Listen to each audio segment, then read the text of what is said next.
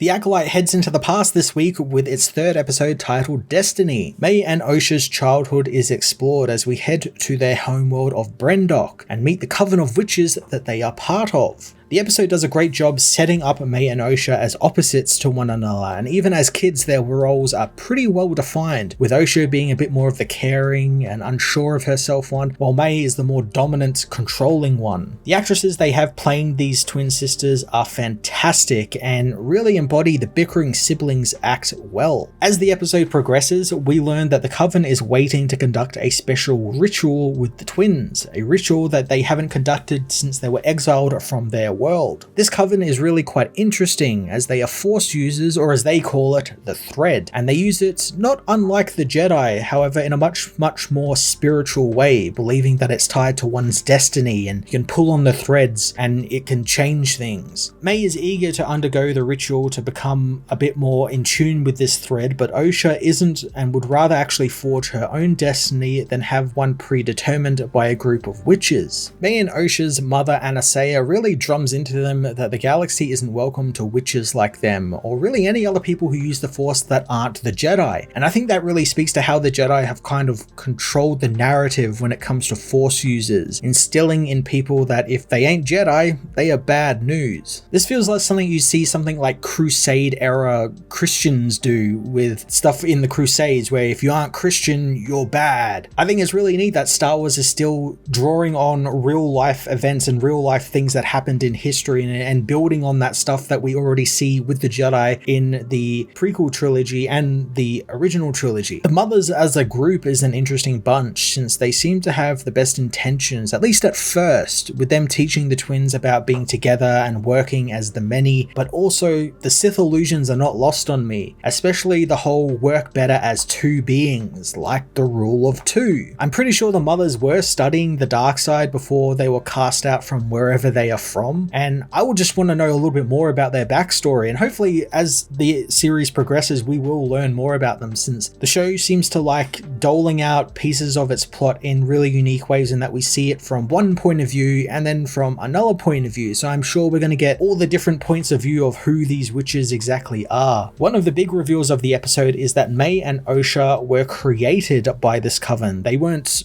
born the, traditional way with a mother and father, with Anastasia crafting them with the thread and Mother Coriel being the one who gave birth to them. This is so interesting as it seems other groups of Force users outside of the Sith were trying to create life, and they look like they have succeeded, although probably not as well as the Sith will eventually do with people like Anakin Skywalker, since Osha and May are two beings, each representing the light and the dark side of the Force, which makes them a little bit more like a dyad, like I assumed they were in my review of the first two episodes. The reason the witches birthed these two is still a little bit unclear beyond using May and Osha to kind of continue on their legacy, but I'm sure it will become clear as the show develops, and I'm sure it probably has something to do with the whole sort of grand plan of birthing a being in the Force and being able to create Force, much like they eventually succeed in doing with Anakin. And I think it would be really cool if this was sort of orchestrated by the Sith, and the Sith had many experiments over the decades and the thousands of years from the Great Sith War to, the Phantom Menace, where they were testing out like, oh, can we actually do this? And,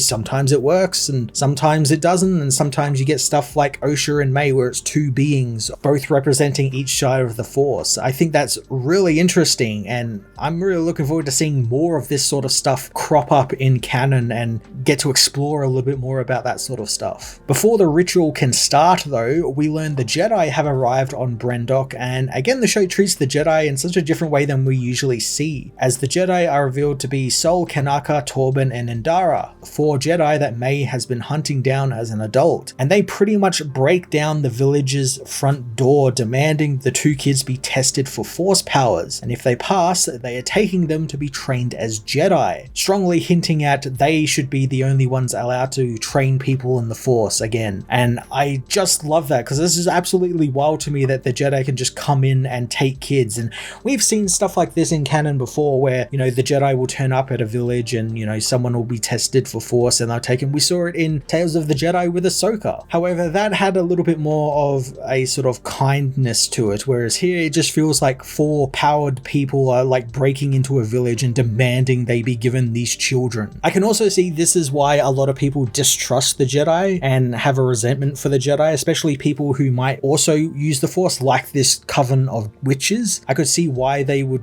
want to go against the Jedi, because it's like that age-old thing where you tell someone not to do something, they're gonna go and do it. And if you tell people, hey, you're not allowed to use the Force, you have to be a Jedi to use the Force, well, of course they're gonna go to the Sith, because the Sith are like, use the Force all you want, go crazy. And I can understand why so many people would be against the Jedi, since you can see it from their point of view through this episode. While the Coven try and hide Osha and May, they eventually reveal themselves to the Jedi, and Osha makes it clear that she wants to be a Jedi, while May wants nothing to do with that. And here Sol eventually meets Osha for the first time, and it's just wonderful because Sol, again, he's just this warm-hearted individual, much like Qui-Gon Jinn. You know, he has the best intentions in mind for those around him, and he wants to keep this young girl safe and welcome her into the Jedi with open arms. Both girls undergo the Force potential tests, and their mother tells them to lie to the Jedi, but Osha, being full of goodness and truth, comes clean and reveals her power to the Jedi. I really liked this scene on a number of levels. Firstly, because we get to see the same test that Anakin undergoes in The Phantom Menace, with the screen that he has to read what's on the screen without actually seeing it. And I think that's a great visual on how the Jedi are just so set in their ways, still 100 years from now, as they still do the same test. And this show makes it very obvious that those tests can be easily manipulated if the person being tested wants to. Again, it's a great visual representation of just how dogmatic the Jedi have gotten, in that they're just so set in their ways, and that they have